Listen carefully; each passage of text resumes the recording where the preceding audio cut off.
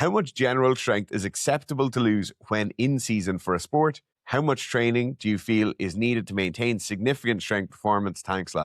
This really depends on the intensity of strength within your sport. If it's a sport like cricket, and in the off season you get big and juicy and strong, in season you could probably afford to lose a fair bit of that strength, particularly if that strength isn't necessarily involved in the throwing or whatever your particular job is. If the sport is judo, or if the sport is wrestling, or if the sport is rugby, and suddenly you start losing 50% off your 1RM, you're massively, massively holding yourself back.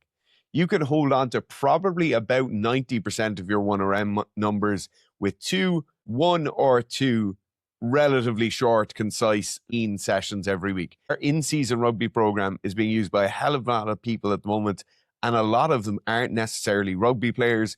But what it is it's a program focused on efficiency of training. So it's 2 sessions per week. Those sessions take around 45 minutes, maybe an hour if you're incredibly diligent with long warm-ups and stretching.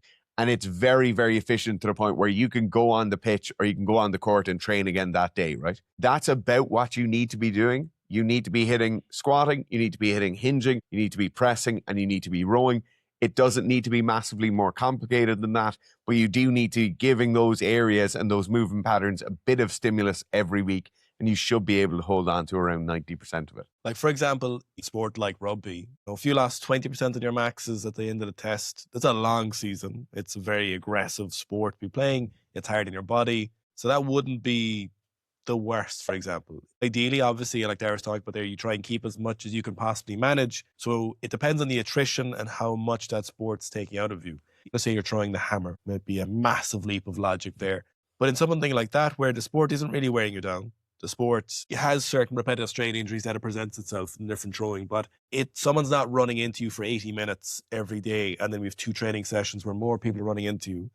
So in something like throwing, for example, on the other hand, even losing 10%, you kind of want to be taking a look at what's going on there. Now, you don't need to be able to maintain that max. That's not going to make sense. But what Dara's saying there and what we're kind of looking at there is if you're moving 90%, you're like, oh, okay, I'm a 4-week peak away from smashing my old 1RM max, or I'm a few weeks away or a few days off training and I hit that max again or very close to it, no problem. But if you're really down in the dumps, if you're someone in a sport that doesn't make sense to lose a lot of that, if you could squat 220 in your off season and then you come into the in-season and for some reason by the end of it, you can barely hit 180, there's probably something going on there where you can maintain that. Now, there's 2 caveats to that, of course. One, if your in-season performance is going really well and you have the history of this and you have the data and you're winning the things you need to be winning and you're improving where you need to be improving, well then it doesn't matter per se. Don't change if something's not broken.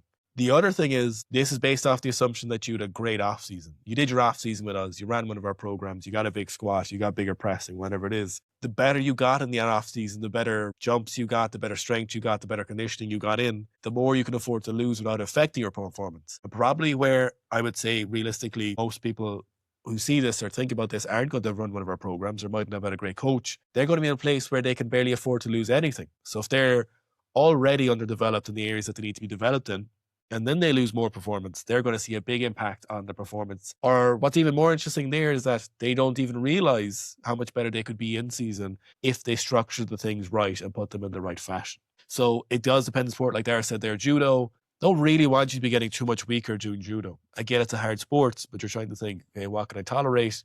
And then you need to kind of manufacture seasons a little bit there. A rugby player, they're never going to expect the rugby player to not be a little bit fatter, a little bit smaller, and a little bit weaker by the end of a full season. I would actually say if they showed up as fresh at the start, they didn't play very good rugby. Or they sat on the bench. They sat on the bench and they didn't do a lot of training or a lot of playing. So that's almost an indicator of issue there. But then if you're throwing or something like that, by the end of the season, you're a bit tired probably, you're not quite as sharp. But if you're way weaker, I'd be looking at there and seeing what's going on, what's the concern here. And then there's people who just absolute strength isn't going to be very high. If we had soccer players, for example, they could probably keep progressing most of the year realistically. A lot of them are very far away from their potential. So looking at kind of cultural norms there, if a soccer player is getting weaker at any point, you're kind of wondering, okay, my absolute levels of strength are so low currently, for the most part, you're kind of wondering what is going on,